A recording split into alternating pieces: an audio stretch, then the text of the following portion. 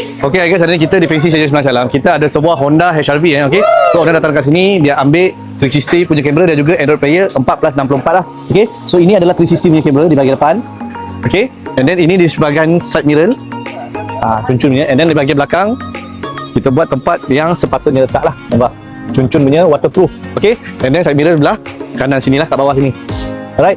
So kita tengok apa yang ada dalam Android player 4GB plus 64GB ROM. Okay. So kita tengok kat sini ada Netflix, YouTube, Map, CarPlay pun kita ada. Mostly sini sekarang wajib lah setiap Android player mesti akan ada punya ni. Okay. So kita tengok di bahagian 360 punya kamera. Nampak? So ini adalah di bahagian depan lah.